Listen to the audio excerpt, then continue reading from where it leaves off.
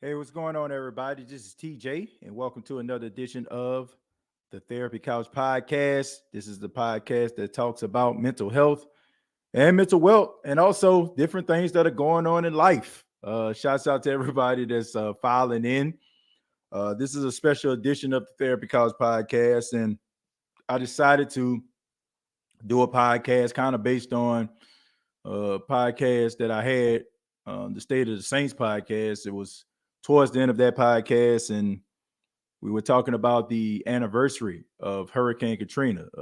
If you're watching this on the 29th of August on a Monday, today marks the 17th anniversary of Hurricane Katrina. And of course, a lot of you probably already know. And if you don't, I'm from New Orleans.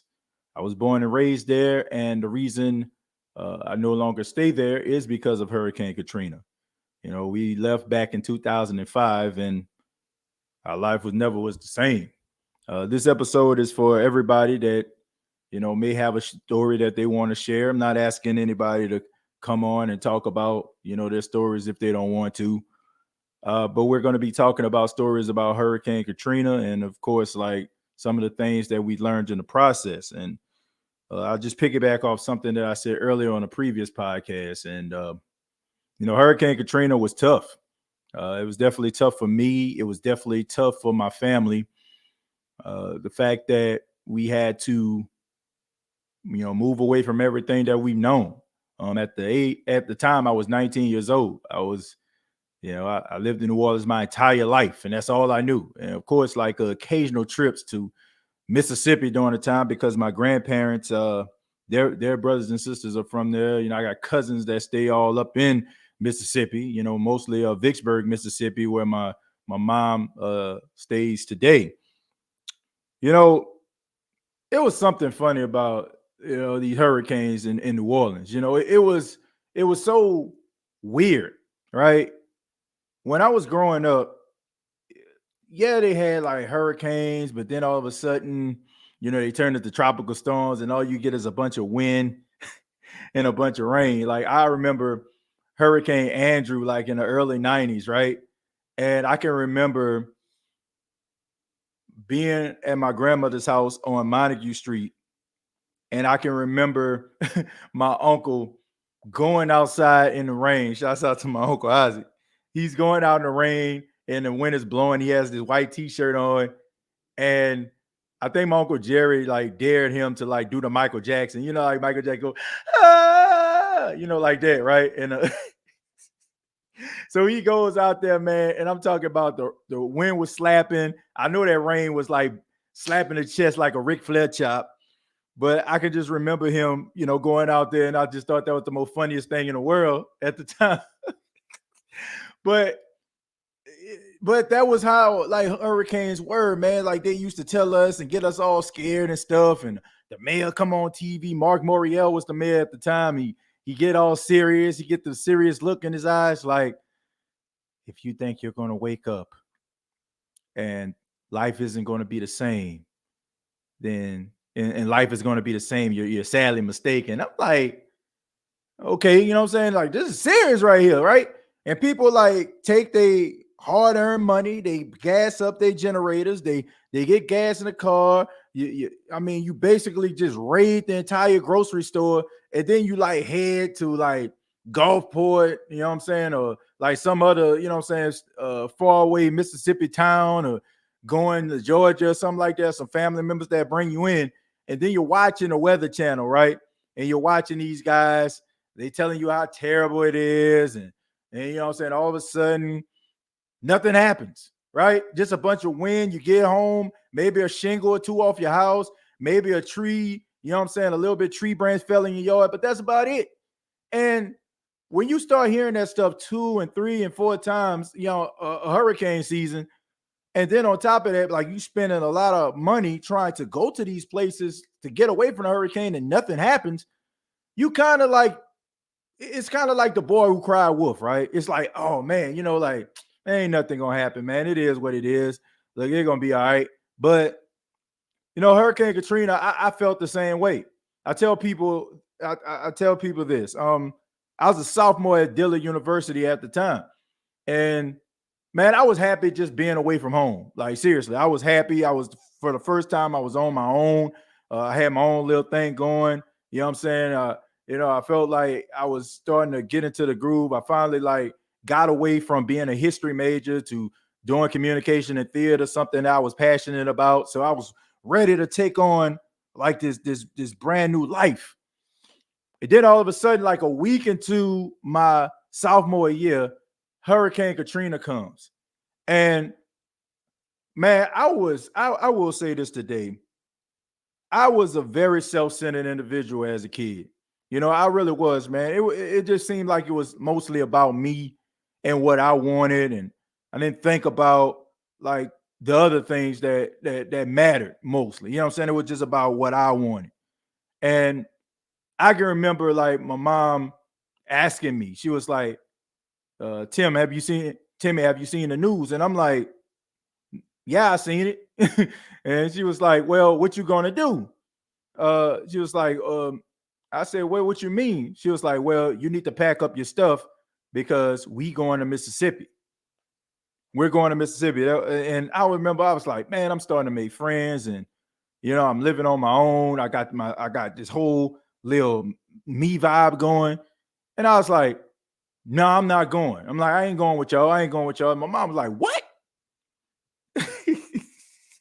I said, I ain't going. I said, they got a bus and it's going to Shreveport and it's bringing all the Dillard like students there, right? Because at the time, you got to keep in mind, you got people that's all over the place, right? They're coming from all parts of the country. They got California, they got Chicago. I mean, you can't, it's not just like, oh, I got some family in Mississippi, or I got some family in Texas.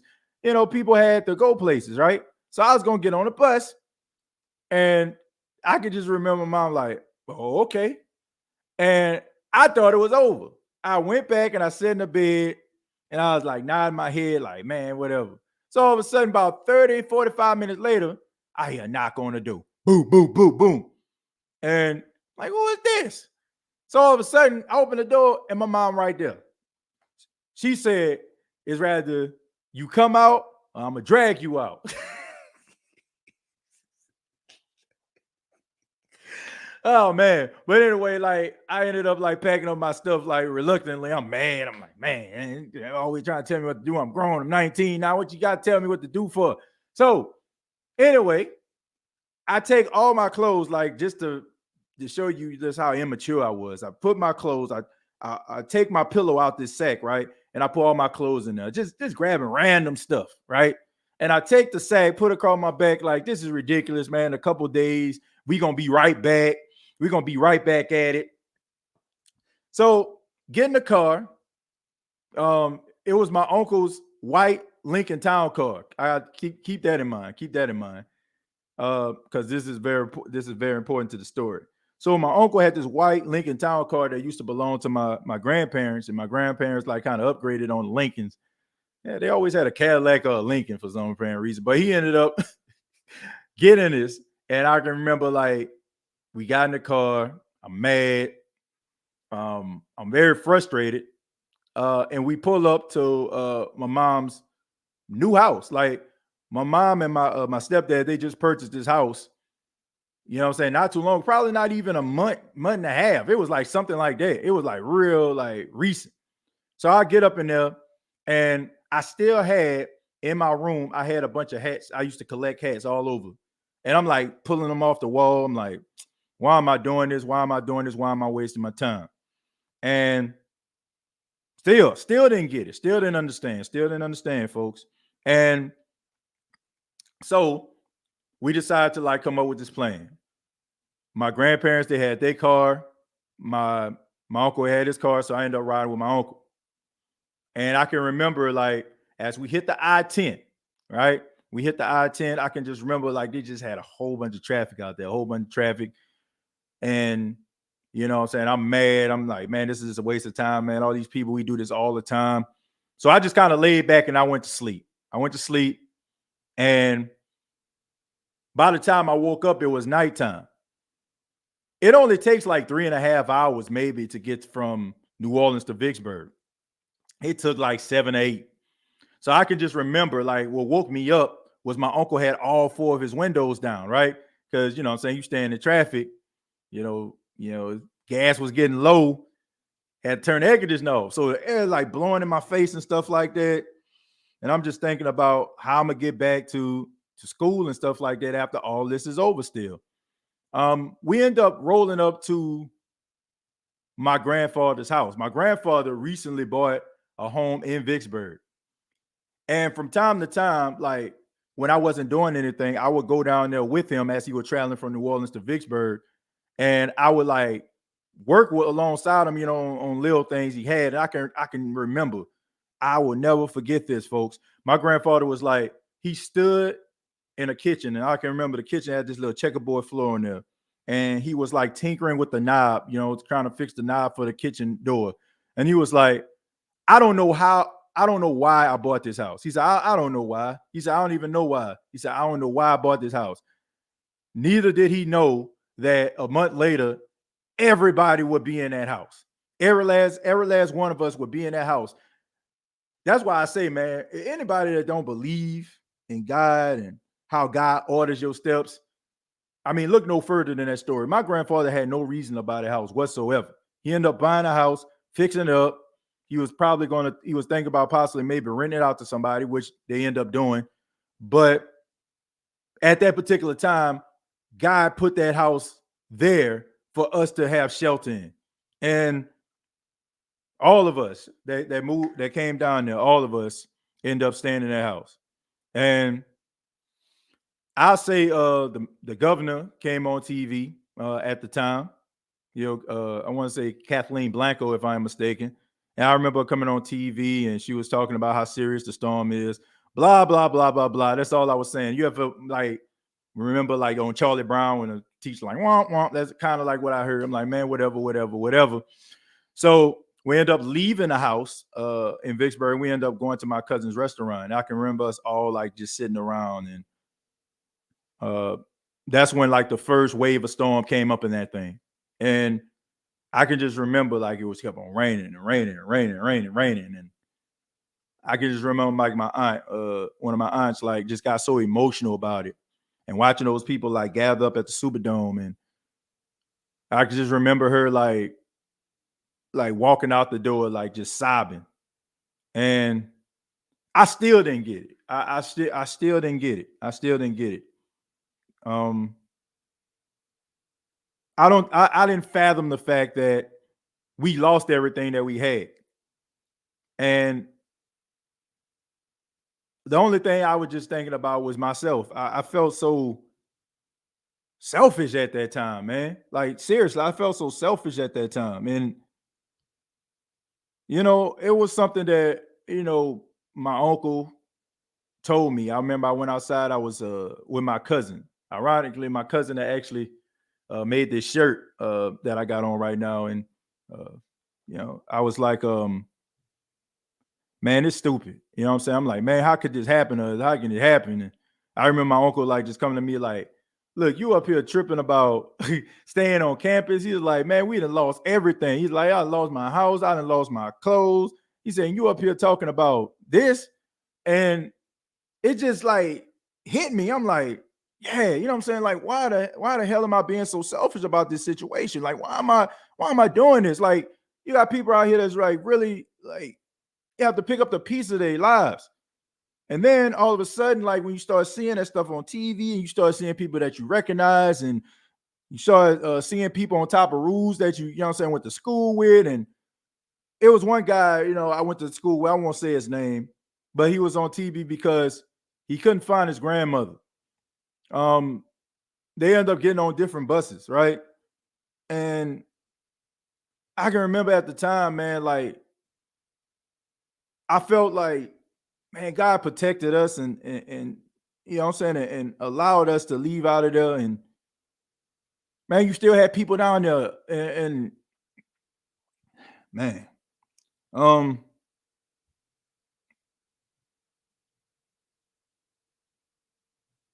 for the first time, like I mean, I really felt like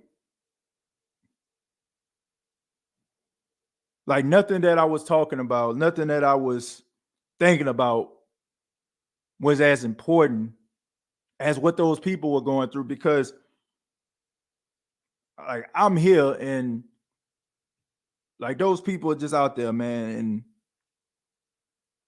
like I say, man, when you start seeing like those pictures and you start seeing like areas that you recognize, like when the most iconic picture I think is the picture of Circle Food Store, right? And you see all that water around there, and I'm like, I can remember so many times like staring at that store, like when my grandmother used to go to Gertrude Geddes, the insurance place directly across the street from there, and this place underground.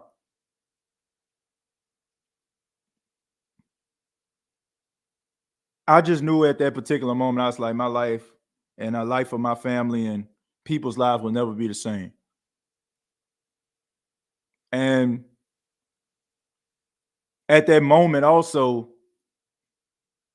I just became so grateful, man. I became grateful that I still had my family, that I still had health.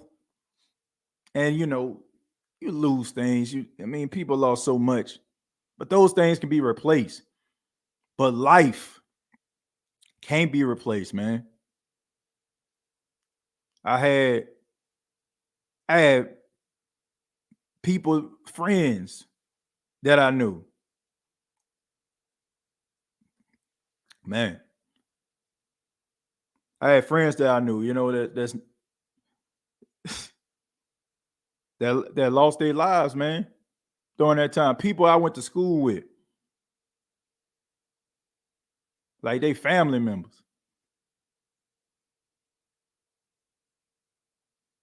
Man, that was a tough time. Um, but I mean, it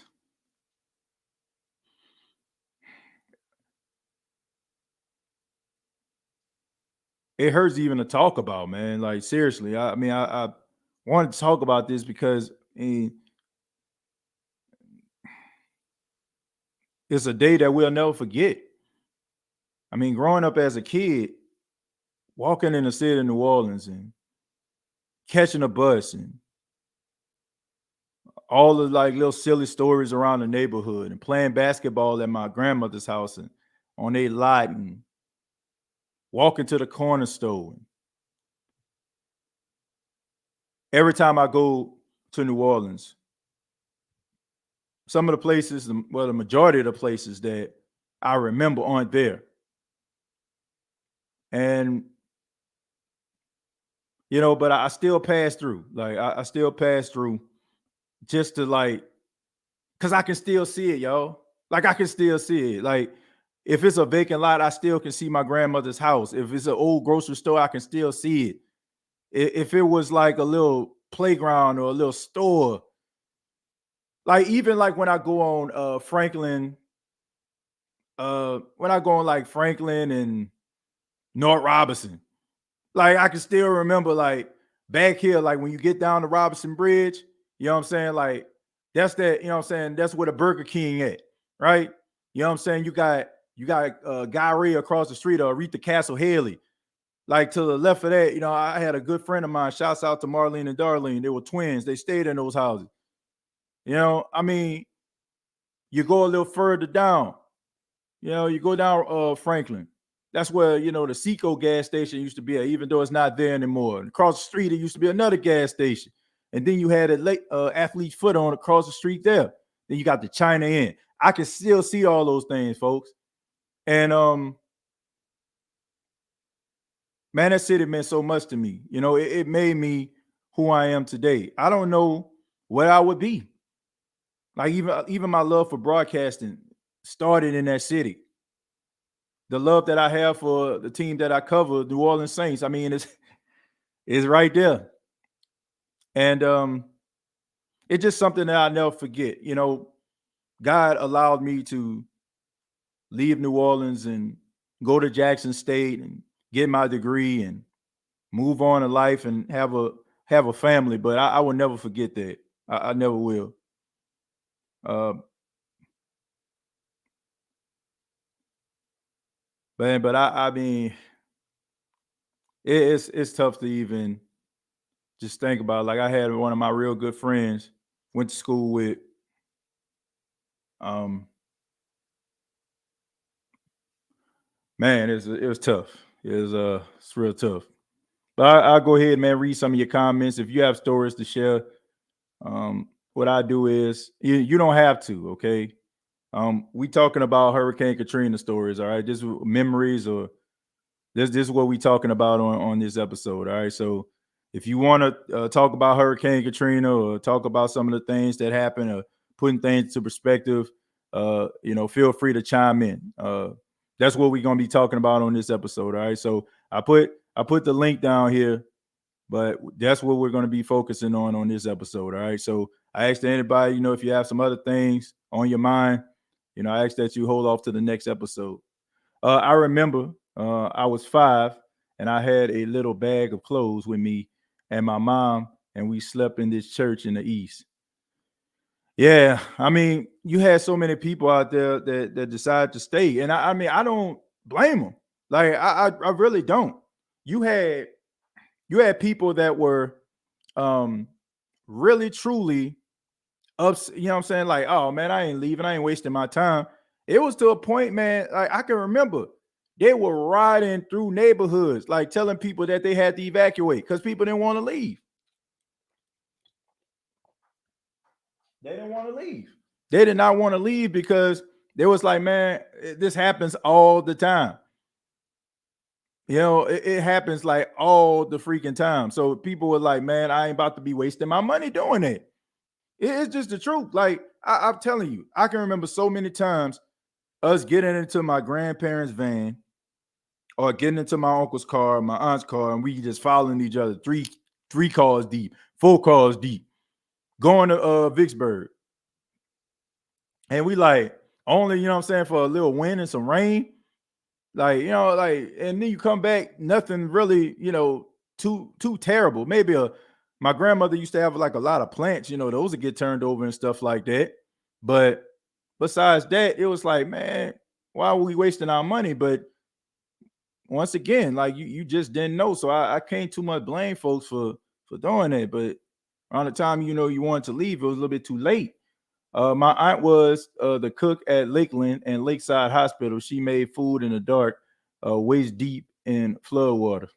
See, man, those are the unsung heroes right there, Mario. See, there's always heroes, always wrapped up in the story. Ones that don't really get the attention, unsung heroes like your aunt. Those were the people that was holding it down. Those were the people that were trying to instill a sense of normal inside those people that was going through all that stuff, man. There was, those are the people that we need to be giving big ups to, especially on a day like this.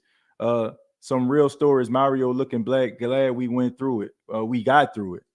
Well, yeah, definitely. I said this before. Some people can look back as tragic as it was. Some people got in better situations because of it. Now it hurt and it sucked and it was tragic, but we were able to like get through it because I feel like in a process we found a level of strength that we didn't even realize that we had.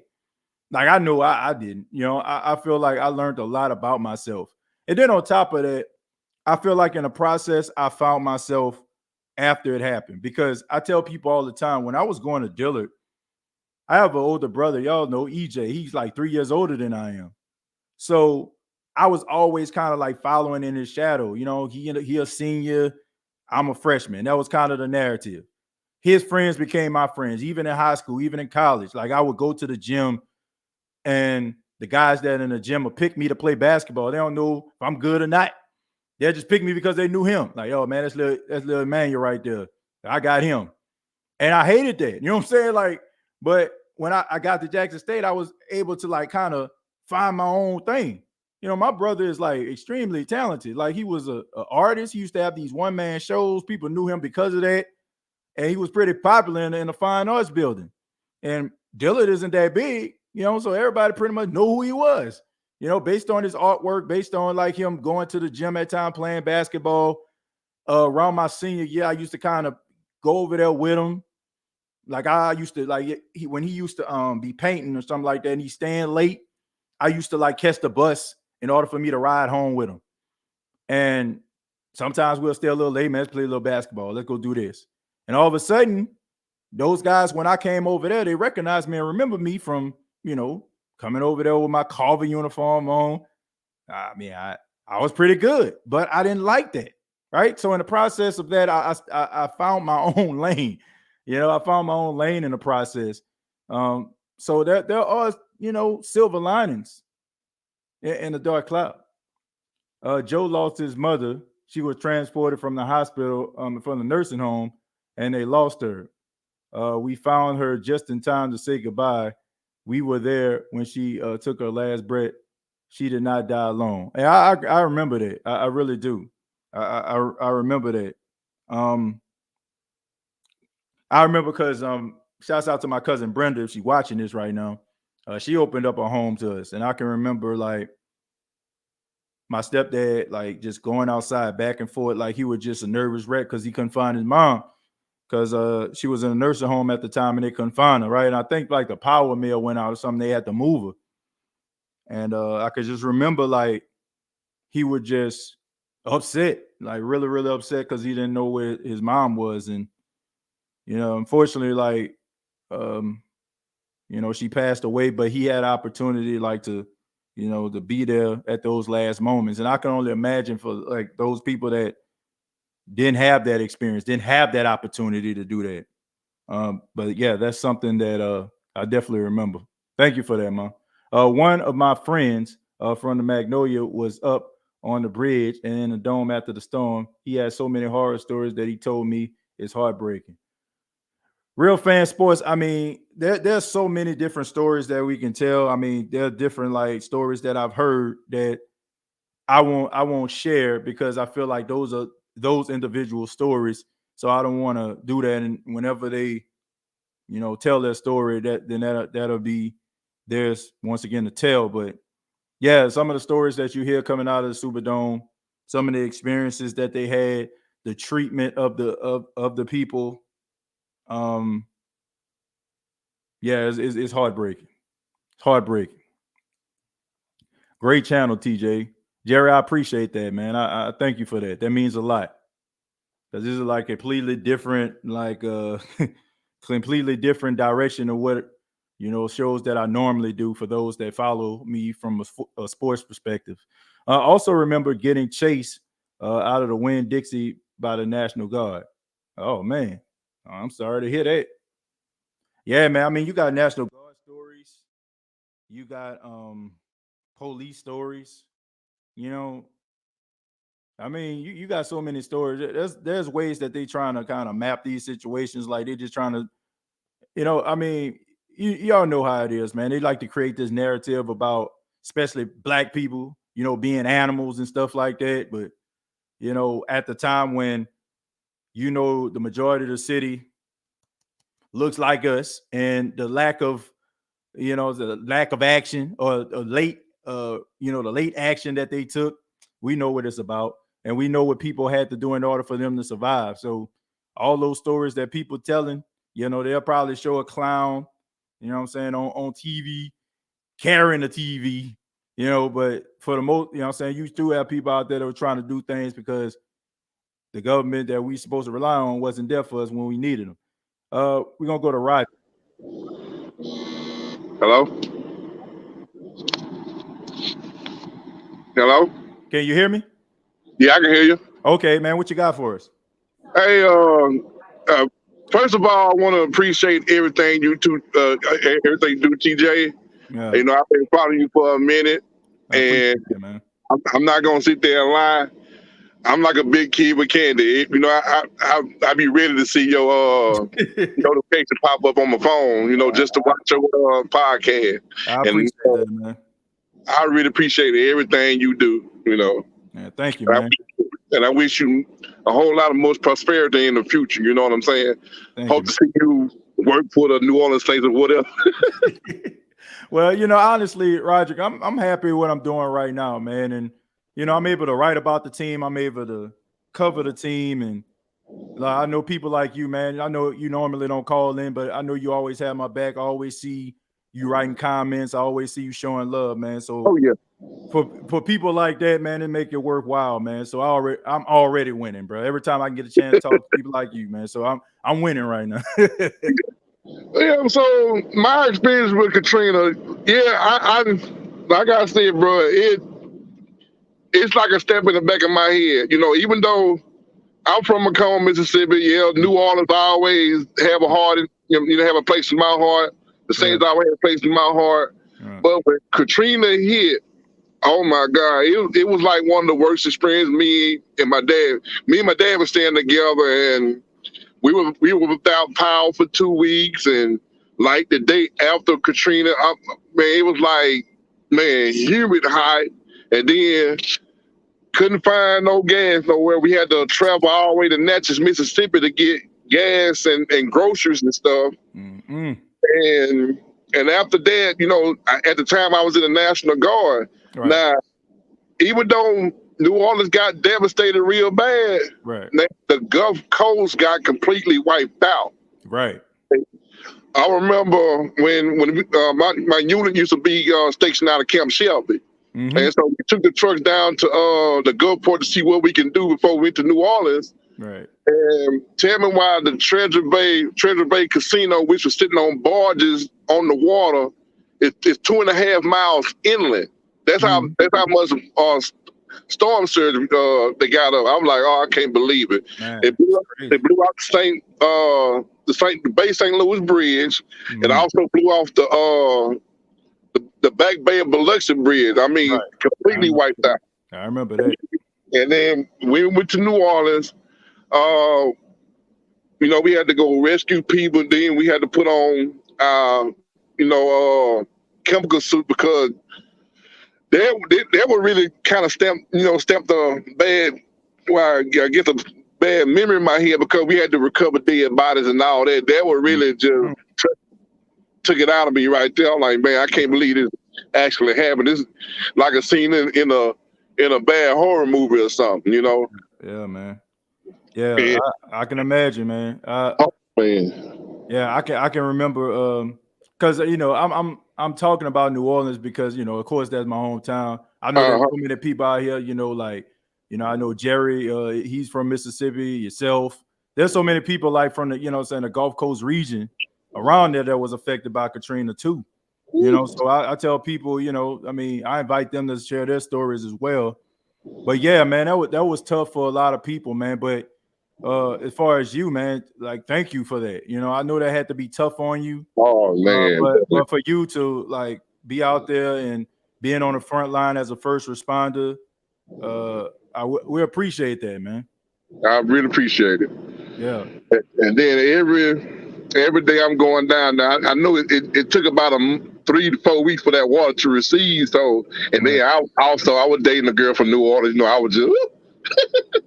I was infatuated with New Orleans women at the time, and just to assess the damage down there, and it took so long. It took so long for the city to recover after that. That would really broke my heart down right there. Yeah, man. I'm getting water. I'm getting water out just even thinking about it, man.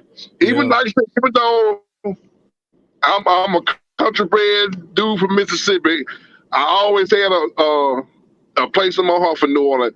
I want to thank my stepdaddy for that because he used to be the type of I have a real dad in my life too, but he used to take us on them trips to New Orleans all the time. And I just got infatuated with New Orleans ever since then. But yeah, like I say, it brings me to tears, man, when I think about the everything everybody went through at that particular time. Yeah. I mean, it was tough, man. But like you say, man, you got a special play for New Orleans, man. I got a special play for Macomb too, man. I can remember riding on 55 and used to stop at that Crystal Burger at that gas station off Macomb. Like every time, man, like that was our stop. We would stop there and get like those Crystal Burgers, bro. Like seriously, every time. It was a couple stops that we always made. Shouts out to my grandpa. He would stop in Macomb at that gas. I want to say it's an Exxon station. Yep. We used to get those Crystal Burgers. And we used to stop in Utica, Mississippi. It was like this little gas station that was over there. Boy, them boys had the best potato wedges I ever had in my life. Oh, exactly what you're talking about, too. Exactly, bro. So, yes. So, man, shouts out to you, man. And, Thank you, Roderick, for sharing your story, man. And call back anytime, man. I appreciate the love too.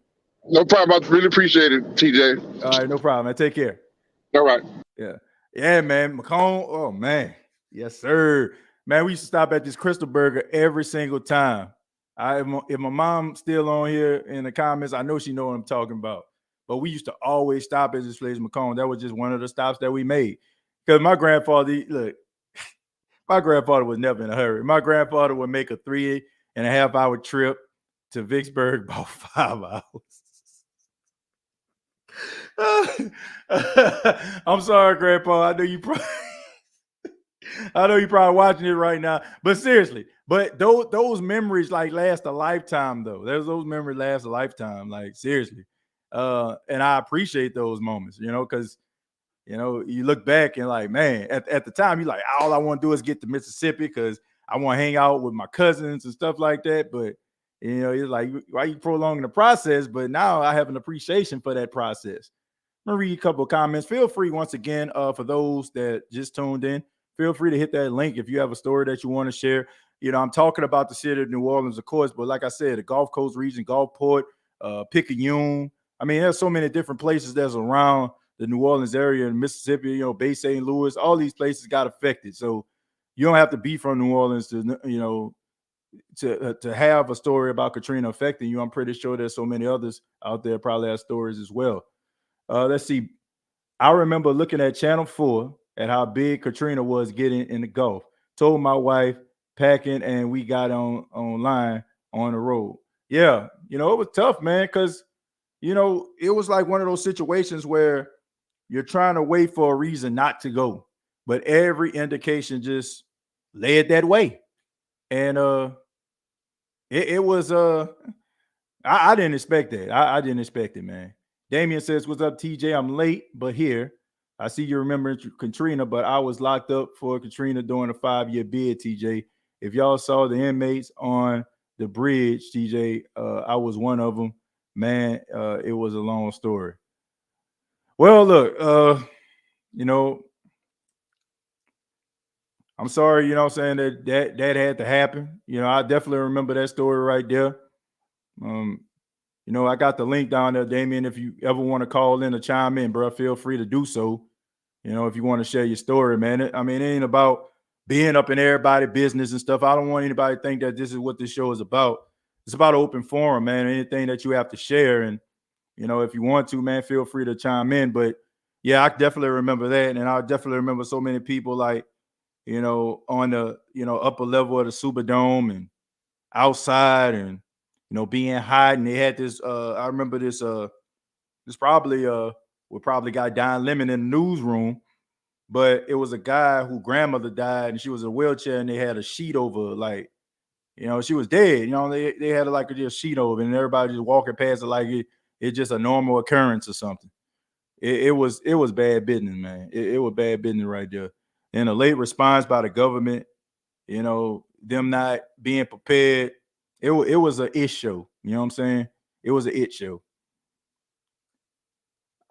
I turned 21 on June, 2 months before Katrina.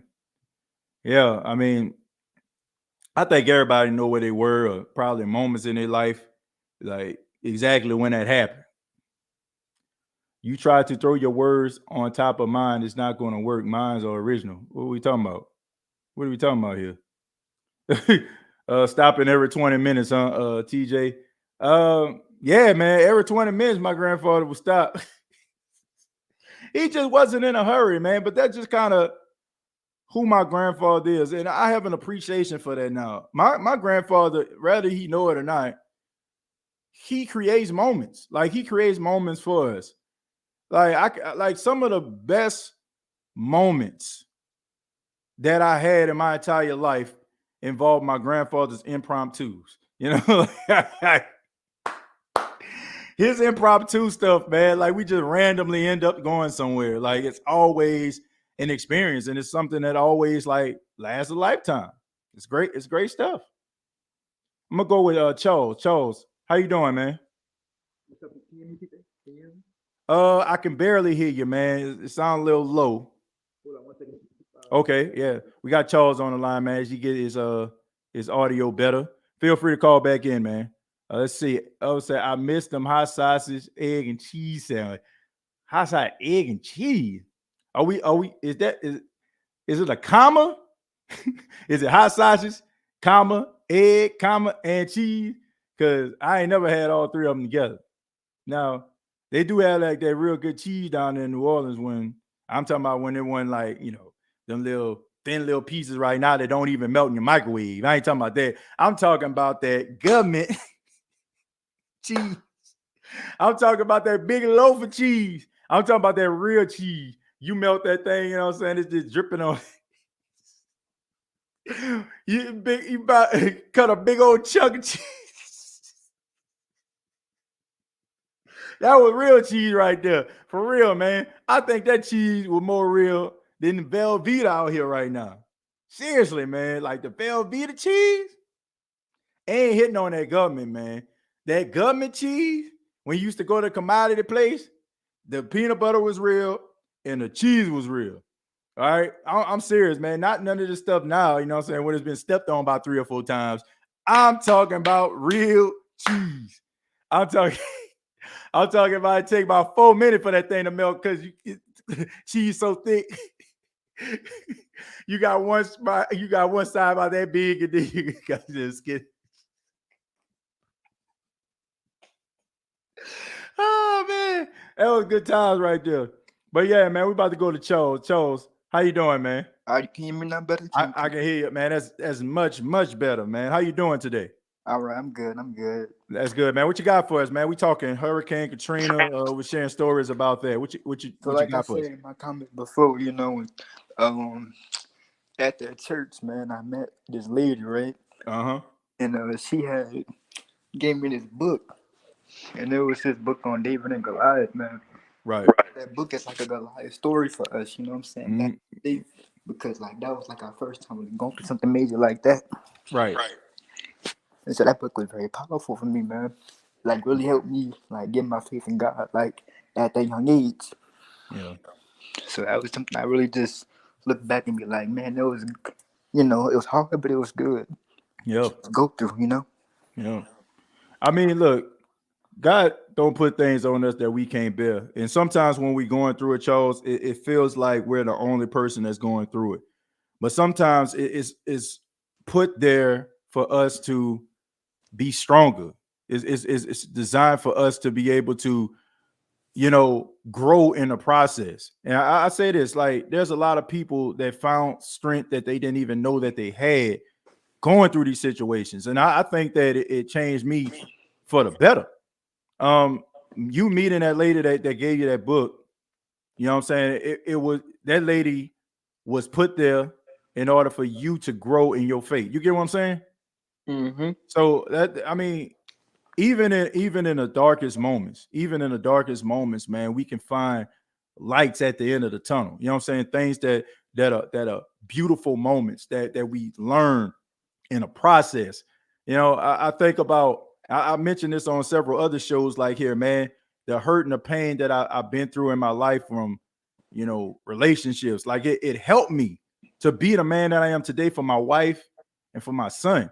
When we go through like situations like that, it makes us stronger in the process, man, because through tragedy, you're going to meet somebody along the way, man, that went through a situation in their life. You're going to have some real true testimony material to tell them, brother. And I'm telling you, use that moment, you know what I'm saying, to maybe encourage somebody to let them know, man, that, dark times ain't always going to be here. Right, man. You definitely said it, man. It's the same thing with Joe, man. He lost pretty much everything, and then he got back double what he lost. Exactly. Yeah. But the thing about it is he trusted God. A lot of us, sometimes we may fall by the wayside because we wondering to ourselves, and I've been there. Why is this happening to me? Like, why is this going on with me? What makes, I just said like this, man. It was like the same situation when I went outside and my uncle had to kind of let me know. Like, I'm thinking like very selfishly, like, why is this happening to me? Not looking at what's going on around everybody else and what how it's affected. And I'm like, I'm watching this on television. These people actually living this stuff. You know what I'm saying? Like, I'm thinking about oh, you know what I'm saying, some clothes or a hat, you know what I'm saying, a hat collection. I'm like, these people are out here like fighting for their lives. And like I said, man, in a process, like you learn through these type of situations, man, and it makes you better. And I'm so fortunate, you know, that I had that lesson learned, you know, and you know, I hate that it happened in that way, but if that probably didn't happen, who knows? I probably wouldn't be in a position or have the mind frame that I have now, man. You got anything else for us? I always gonna end with this, man, and say this, man. Your purpose is always greater than the pain you go through. Yeah. That's good. That's good advice right there. Charles, thank you so much, man. Appreciate you chiming in. No problem. Anytime, man. All right, take care. Yeah, I mean, we go through these trials and we go through these tribulations and we ask, why me? You know, I say this all the time. Like, I don't think there's a human being alive that has never rendered those words, why me? Why is this happening to me? Why does it seem like everything that I'm doing that's good, something bad always seems to happen? Why is this stuff happening? But you have to ask the question, why not you? Maybe it's just your turn. Maybe it's your turn to find out where your faith is. Maybe it's your turn in order for your testimony to be able to create a story for somebody that's about to go through the same thing you went through. You know, when you don't go through problems, you don't go through certain situations, it's kind of hard for you to relate, right? But when you go through those trials and tribulations, you have some material to tell somebody. I'm telling you, you're going to meet people along the way, rather it's a friend, married to somebody that you probably just at work with, or even your family, right? Even your kids. Yeah, trouble ain't gonna always last, right? Even though at times, man, you like, man, this is gonna take forever. But we get stronger in the process. You know, there's this saying, praise him through my circumstance, right? Honoring God through the circumstance, through the circumstance, through the pain, through the hurt, like still honor him. It's hard, especially you're human, you know. You go through human situations, human problems. Like sometimes, man, look, I'm a praying person, but sometimes, man, like this is tough. Like your faith will be questioned. You know, there was times where I questioned my own faith. Like I asked the question, like, man, if God is real, then why is this happening? Like, I do to deserve this. Your faith will be questioned, but you have to be able to understand and fight through those circumstances, man, and come out better on the other side. I got the link down in there. I think Buckle just asked about, you know, how do you chime in? Buckle, I put the link down there if you're still here. Dominique Evans, Gulfport, Mississippi here. Yeah, Gulfport. Let's see, OG, are you watching Monday Night Raw? I got it on record, so I don't like watching it with the commercials. I just like to fast forward through, so I wait till it goes off. My mom said that's your brother's favorite sandwich from the Broad Street corner store. He ate those sandwiches every morning. Your uncle was concerned about his blood pressure. Man, like egg, hot side and egg sandwich. Which brother was this? What this Sam was his E? What one was this? So I can make fun of egg sandwich, egg and hot sausage. Like really? That's what we doing? Okay, new to me. Daddy makes every trip special. He creates moments. He still does. Yeah, he definitely creates moments. It's just a person that my grandfather is, man. My grandfather just a happy-go-lucky person. You know, that's just who he is, man. He always leave you laughing, and I don't care if you hear the same story over and over again. You still gonna laugh at it because the way that he tells it. He's like one of the best storytellers I know. Okay, yeah, I am super close to that, but lived in Denver now. Okay, but shouts out to you, man, out there in Denver, in the Mile High City. That would be nice, man. Denver, somewhere I always wanted to go. I always wanted to go to Denver. Maybe I can get my wife to go there one day. Let's see. It's pretty much. I think I pretty much got caught up. Feel free to chime in with your comments. First off, I want to. Well, since we waiting for people to kind of chime in, I want to take this moment to thank. Shouts out to my cousin Darren Jones. He's the creator of the shirt that I'm wearing right now. You Got 'em Customs Apparel, and they're sponsoring this show. We're going to be sponsored by You Got 'em Customs .com. Okay, so if you want a shirt, I mean, he's a great designer. He's out there in Atlanta, man, doing this thing. He has really good quality shirts. I actually like this shirt, man. I was like seriously, like I'm not just saying this. Like it's hard to find like a really good shirt that kind of fits you. I'm constantly looking for like shirts that I can kind of put the State of the Saints logos and other logos on there, but this is good quality right here. So check him out, man. Check out his website. Maybe it's something that you like. I know he has his summer collection. He got the shirt and the short set that's out here right now. He got some hoodies that he's making for the wintertime as we get into the fall season. So check him out, man. Let him know that TJ sent you, man. Show some love. See what he has. He's doing a really good job. So shouts out to him. Big facts, TJ. Me living that crazy life growing up in the third ward, TJ, changed my life in 2010. It was a struggle at first, but now doing pretty good working film production. It's better late than never. Look, it's never too late to follow dreams. It's never too late to start dreaming. They say, what happens to a dream deferred, right? Does it dry up like a raisin in the sun? Right? Y'all know y'all remember that, right? You know what I'm saying? That's a poem by Langston Hughes. Never, you know what I'm saying? Like, what happens to that, right? Like, are you going to allow your dreams to kind of just wither up and dry up? Or are you going to try to, nourish it?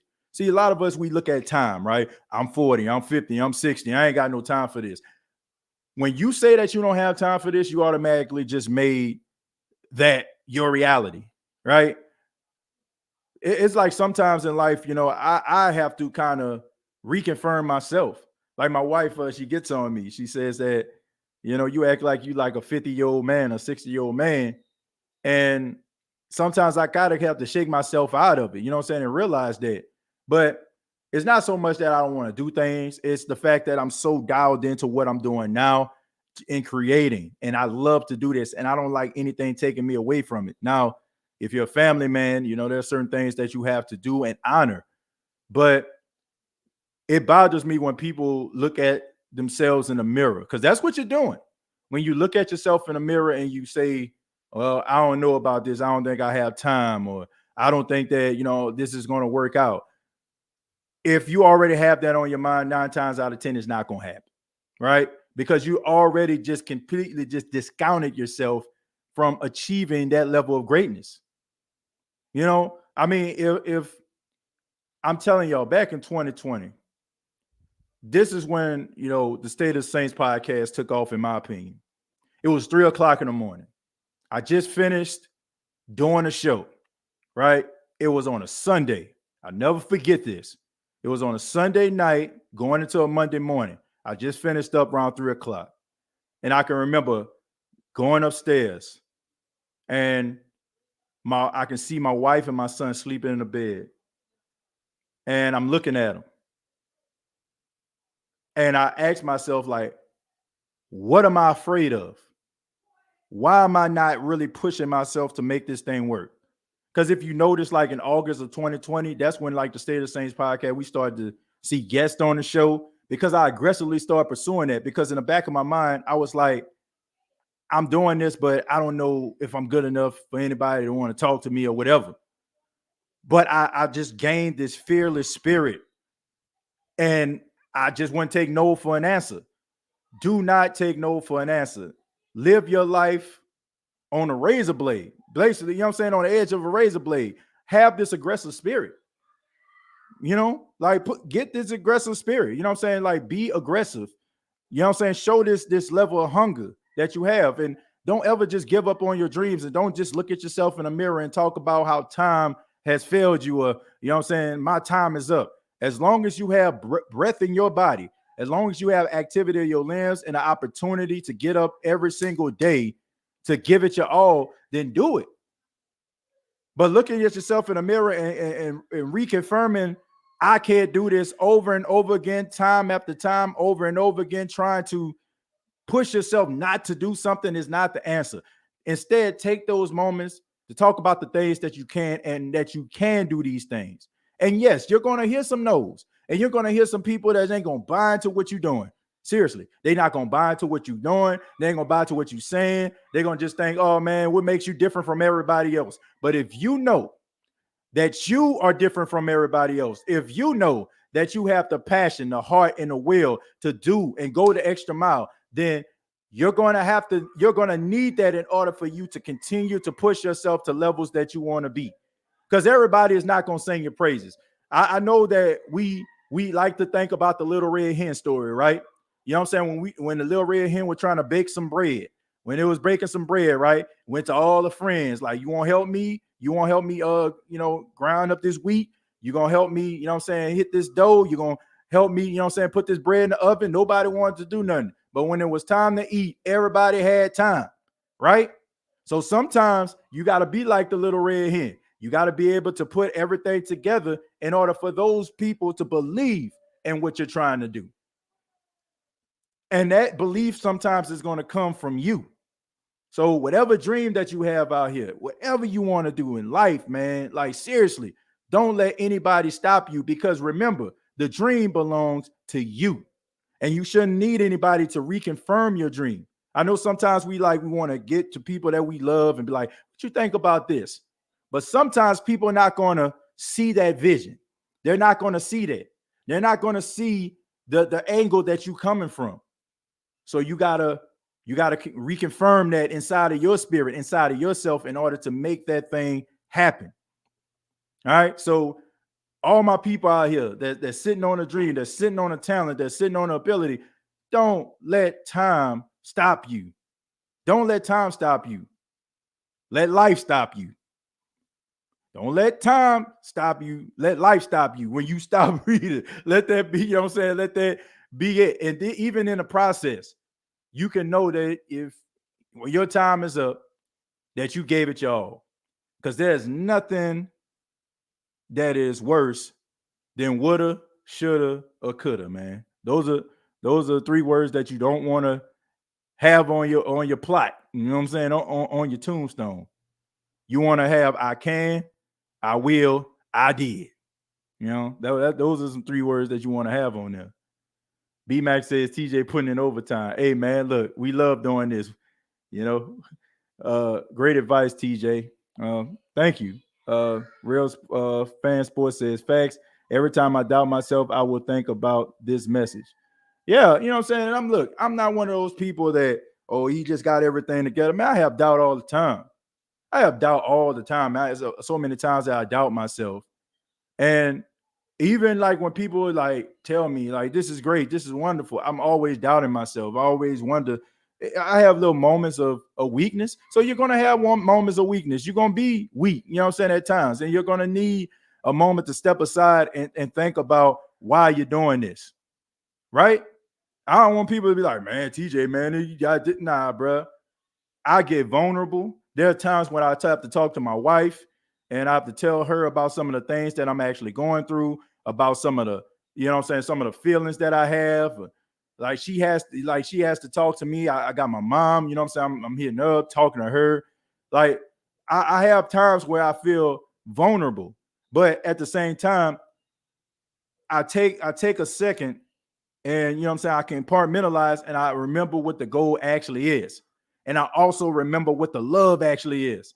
If you got a passion, you got to love it with everything in you, because there's going to be times where there's going to be ugly stages and you're going to have to navigate through it.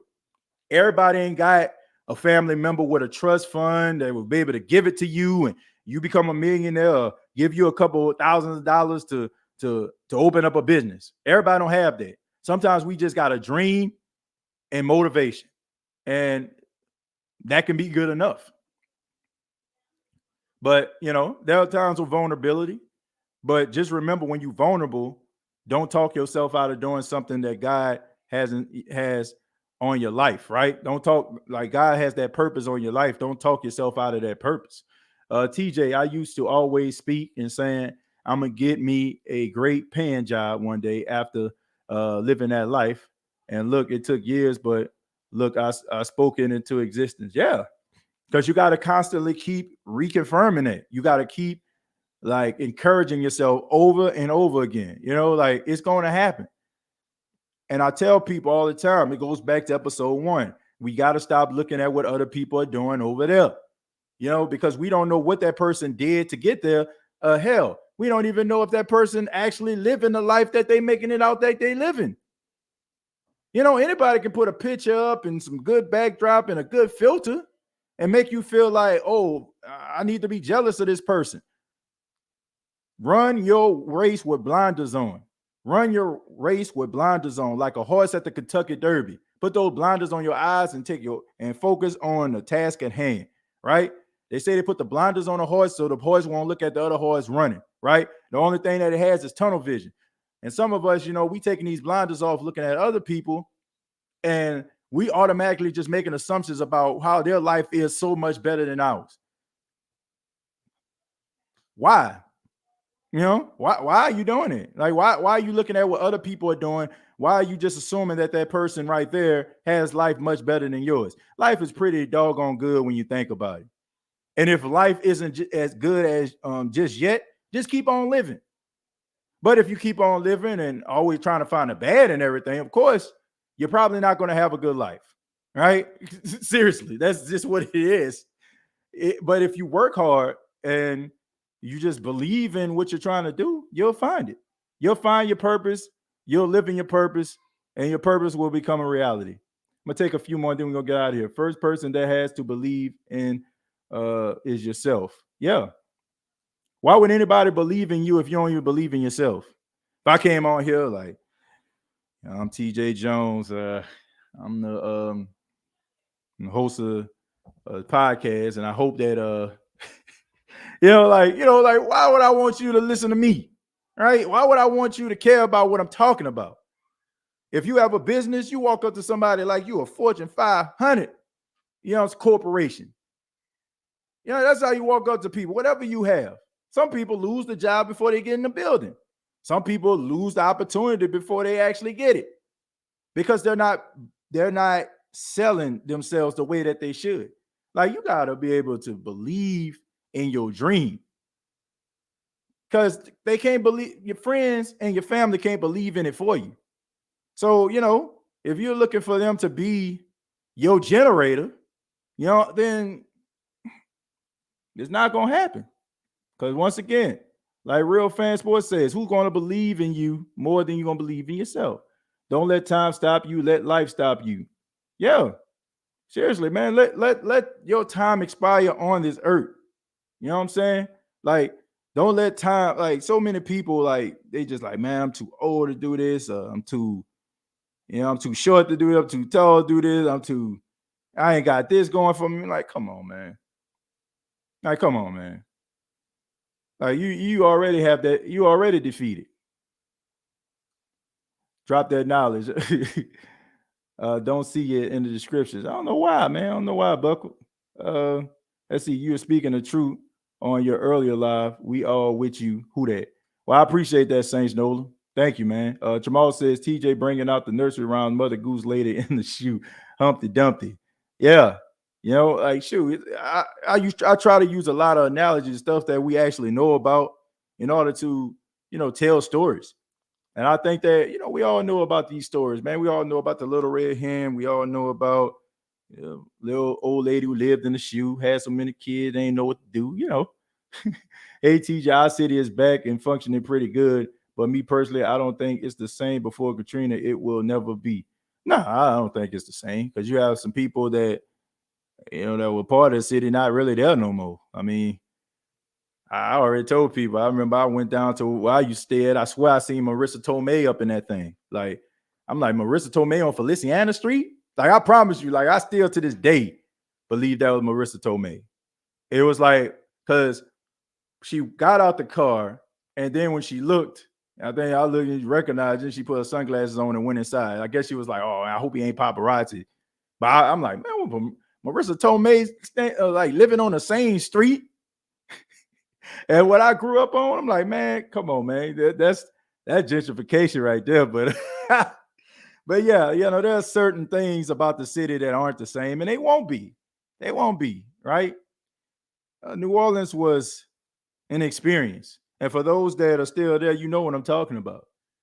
There are moments that are always going to stay with you. It's an experience. Every day is an experience,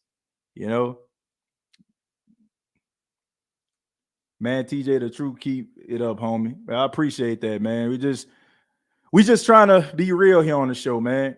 This ain't a show where I'm just on here trying to find out everybody's business, and in fact, I just want to share my business. I want people to understand that we're all humans at the end of the day. We all go through problems, we all go through situations, and there's an outlet, right? That's what this show is all about. If you have something to share, that's great. If you don't, you can sit back and listen, and still, hopefully you find some little positive nugget that you can leave each show with. If you do that, then this show has purpose. I remember you said that on a show a while back, TJ. Yeah, New Orleans is an experience, man. It's an experience. It's not just a place you stay. It's an experience. I miss home, but glad in here in Houston. Look, Marvin, I said this, and I'm going to keep on saying this, and I said this several times on this episode. There are some people whose circumstances became better after they left New Orleans. Because I know from a personal standpoint, I know for a fact I wouldn't have had a car. I probably wouldn't have had my driver's license. I got my driver's license at 19 when I left New Orleans. And I got my car because I ended up going to Jackson State, and I ended up enrolling at Jackson State, and the government ended up like waiving all the fees from people that were affected by Hurricane Katrina. So I ended up taking out a loan. Shouts out to the lady at the financial aid office. I'm not going to say her name because I don't want to get nobody in trouble. You know what I'm saying? But she did look out for your boy. All right. So when I did take out a loan, all that money ended up going to me, and in the process, I was able to get my 2000 Ford Escort with the 2 doors on it, 2-door coupe, and I had a car before I actually had a license. I actually took my car, which is like, when I think about it, just so stupid. But I end up driving a car to the DMV alone, right? And when the lady goes outside, for the driver's test, she was like, "Who drove you up here?" I'm like, I tried to play it off, saying my brother did. She's like, "We're going to let that slide, but you can't drive up here by yourself with no license." But she allowed me to go ahead with the process, and I was able to get my license. So I had a license. I had a car before I had a license. Never stop. Failure is not an option. You deserve it all. Exactly. We all deserve it all. My life became 100 times better. You know what I'm saying? Like, there are stories where people lives became better. They'd be able to get houses. They were able to get cars. They were able to get better jobs.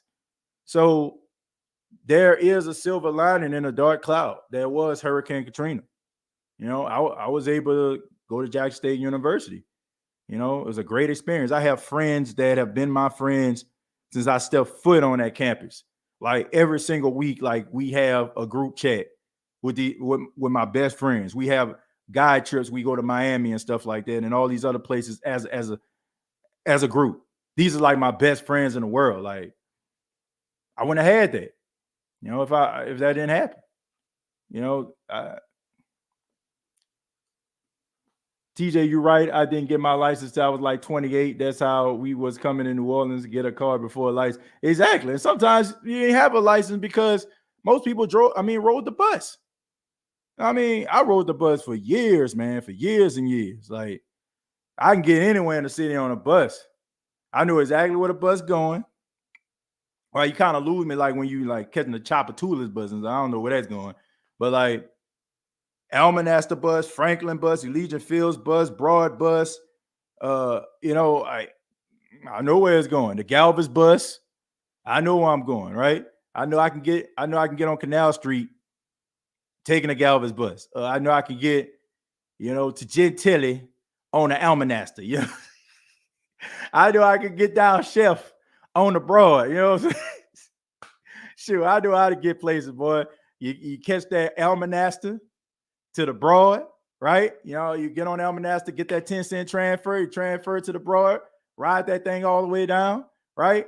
And then you can even connect to the Elysian Fields. So sometimes, like, depends on where I stayed. I used to have to catch the Galvez to the Broad. And if I was going to UNO, I would have to catch the Galvez to the Broad to the Elysian Fields. But then, You know, sometimes I feel like walking, I will walk all the way up to Franklin Avenue from where I was. Like I walk across the Galvez Bridge and I'll just, catch that Franklin. Yeah, man. Yeah, those times right there. I'm probably losing some of y'all, but hey. Do you just rewrite Saints games? We watch Saints games sometimes. Which games, if you do? Honestly, I don't go back and watch too many Saints games. I don't. When it comes to the Saints, I'm kind of like I don't want to say in some places I don't. Like today, I said Jarvis Landry instead of Jawan Johnson that ran across Trevor Penning's ankle, foot or whatever. But for the most part, man, I just know about the team. I just go by what I see. If I need to go back and watch a game, like to watch the offensive line play or like the way somebody running routes, because sometimes we kind of get lost in, certain things, and we need to go back and kind of see if a person was really as bad as we made them out to be, or were they really that good. Top of two is go uptown. I mean, I know it went uptown, but not far uptown. I ain't really go that far, I mean, I go in Canal, right? But my life and my world was stopped around Broad and Canal, right? I didn't even go that far. Like, if for all my people out there that caught the Broad to go to Warren Easton, I didn't even go that far, right? I used to just stop right there, get on the Broad bus. That was about it. I didn't really go that far down Canal. Well, I take that back because they had Pandora over there. The snowball stand, I would catch the Canal bus to go over there. I caught that a couple times. Technically, I had a car before I had a license. My parents at the time just didn't let me drive. It was by myself until I got one. Yeah, I didn't have that experience. My mom to this day doesn't like to drive. I'm sorry, Mom. But she's not a real big driver, man. So we've had cars, but I don't think she'll want to admit this, but I think she kind of excited when they stopped working. But but seriously, we ain't really drive that much. Growing up. I mean, of course, I was riding with my uncles or my grandparents or something. I was uptown TJ, the Martin Luther King bus, the Broad, the Louisiana bus. Okay, so you was over there by the Superdome and stuff, Martin Luther King, because that's like right over the I-10 bridge going, yeah. And they have that Martin Luther King monument out there. I only went there like when my grandfather would have a job over on that side. That's the only time I would actually see that. That's when I would like really go downtown. I got the experience of downtown, like, what I'm saying, around Martin Luther King with the experiences with my grandpa. Like when he had like certain jobs, it was rather my grandmother would be off and she would bring him lunch, or like when I got older, if the job wasn't too serious, and because he would never take me or my older brother who's a year older than I am. It would never take us on a job where it was like a serious job where you got like a guy who is kind of anal about his property.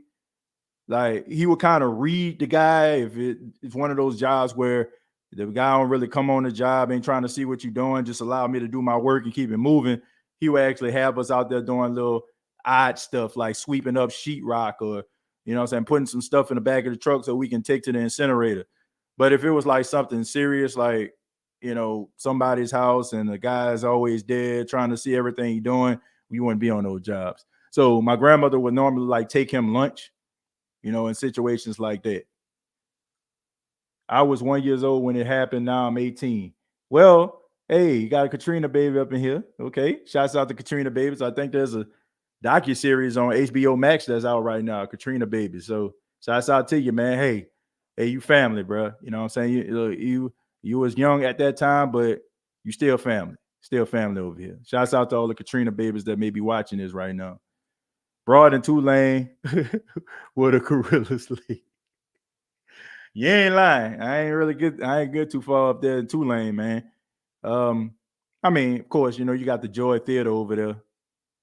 I stopped going to the Joy Theater when them boys started capping off in that thing. The Joy Theater used to be rough, boy. That Joy Theater, That Joy Theater used to be rough, man. Let's see. Hey, TJ, did your grandpa pay y'all for working? Yeah. Oh, yeah. Definitely. My grandfather was the first person to give me $100 in my life. Look, I'm gonna be real. I had a very generous grandpa. Like, I know for a fact he paid us way more money than the work that we put in. But bruh, I lost my mind when I seen $100 for the first time. I never seen it. Like, my grandfather was the first person to give me $100. And I'm trying to remember what I did. First time he gave me $100, it was something like around the house. So my grandfather was a carpenter by trade, so he used to paint houses. And you accumulate paint cans over the course of time behind where their house was. He'll accumulate, and they'll start to get rusted and stuff. And he wanted me to pile up all the paint cans. And of course, they had like a tree right behind the house too, so the leaves would come down. So he wanted me to clean up that spot. That was not worth $100 at the time. Okay, maybe today the work, maybe, you know what I'm saying, because of inflation. But I know the work that I put in didn't deserve $100. But he was the first person to give me $100, and I almost fainted. I can't even remember what I did with that $100. I don't. I could just remember the feeling of going to the store and buying. This is why I'm at. This is why I'm at with it, yo. I bought 2 fudge rounds, which was 25 cents each. And I bought like maybe a big shot cold drink at the time. And I tried the guy told me it was like 2 something. And I gave him $100 bill, like, man, I can't break this. But I was so happy, man. I thought I was rich. I thought I was rich, yo. But man, that was a great moment right there. That was a great moment. But yes, my grandfather never paid me what the work entailed.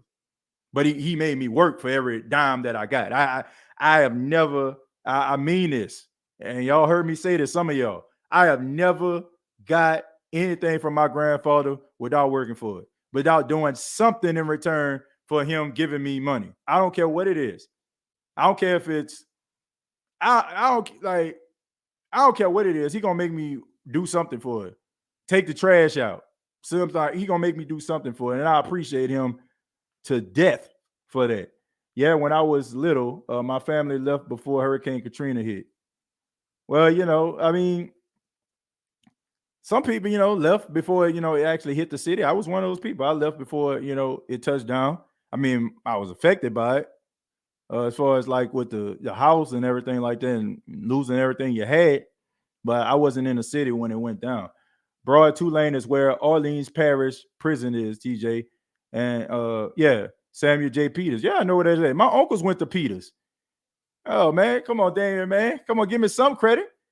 You had the Seco gas station right across the street from there. Then you had the courthouse. Yeah, I mean, yeah. I know what they say.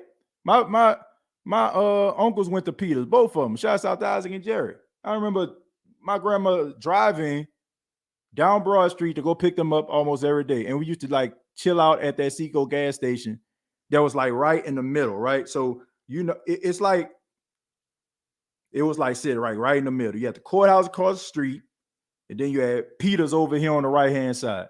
Yes, I know that. I know that area now. You speaking my language right there. You had the McDonald's across the street, right? Right? Because I used to catch the bus over there. Then, of course, if you drive down there, you go over that bridge. And when you go over that bridge, you can actually like see the prison, you know what I'm saying, that's on the right-hand side. So yes, definitely know what you're talking about there.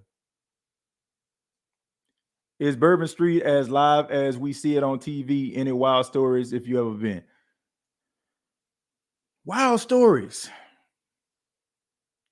Honestly, I'm gonna be real. I didn't ever really go to many places in New Orleans growing up like that. Okay, like my mom kind of kept us close to the vest, right? I didn't really start going on Bourbon Street till I was like 18, 19 or something like that. I would take my friends like from Mississippi. I went to Jackson State where we'll come down for Mardi Gras, or if I'm not doing anything, you know what I'm saying, I'll probably roll down to the city, go down there, hang out with some friends or something like that. But wildest story, honestly, it was with my wife. We went down there for WrestleMania. And yeah, man, we had a good time, man. We went to a couple like places and went on top of the balcony and stuff like that. You know what I'm saying? And was chanting with the wrestling fans. And she'll never admit this, but she knows she had one of the best times in the world when we went out there. And she is not a wrestling fan. She is not. Yeah, but that's probably it, man. Well, we had fun out there that day. That was amazing. I mean, I had a couple of times with my friends, but I want to stay married. I know I was letting people know what was in that area, TJ. Oh, yeah, okay, Damien. I'm about to say, that's my stomping ground right there. That's my stomping ground. That's my stomping ground right there, man. Yeah, I love that. I used to stay in that area. She won't admit this. Hey, she definitely not going to admit it, man. She knows she had a good time, though. It was during a time when, okay, I'm going to lose some of y'all, but the wrestler Daniel Bryan, who is now Bryan Danielson in a company called AEW, it was like when he was white hot and everybody was like lifting up their hands saying, yes, yes, yes. So everybody was like going up the street, like doing that. And she was like, she started got into it. And then, no, Daniel Bryan wasn't as hot. He was just coming back. It was his first match from his neck injury, and he was coming back. But Rusev, he was a Bulgarian Russian wrestler. He had like this slogan called Rusev Day. So he was like really like popular at the time. And she was like, "Who is Rusev?" every restaurant we went to, everybody was playing that. Boy, that was, man, it was crazy, man. Hey, even if you're not a wrestling fan, I encourage you to go to at least one WrestleMania if it comes down to New Orleans, if you're in that city. Yes, bourbon is even wilder. People are getting killed in shootouts. There's not like it was back then. Yeah, man, it wasn't. But people from the NO don't do bourbon. Yeah, that is true. I remember I seen one of my friends, and it was like, wait, so where you going? I said, I'm about going down on bourbon. Like, bourbon, that's for tourists. I said, well, I was with my wife at the time, but yeah, man, that is for tourists. Like most tourists go down there on Bourbon Street. Not too many homebodies go down there. You might, you got some people that's always kind of acting crazy. But thank y'all so much, man, for checking out the Therapy Couch podcast. This has been fun, man. I had a really good time. I hope that you had a good time as well. And if you did, then subscribe to the YouTube channel, which is youtube.com. Search Therapy Couch podcast. All right. This is the show that we focus on mental health, mental wealth. We talk about life. We have a good time. And, this is something that we do every single week. So make sure that you subscribe, and hopefully you got a little little information today, a little boost, help you get through your week. Hopefully that everything, is going great in your life. And if it's not, then stay tuned. I mean, life is only going to get better. All right. So subscribe to the YouTube channel. Make sure that you follow me on Twitter, which is TJAY Jones 8. Shouts out to everybody that's here right now that contribute to the show, whether you called in or you sent a message. Really do appreciate that. So till next time, be happy and be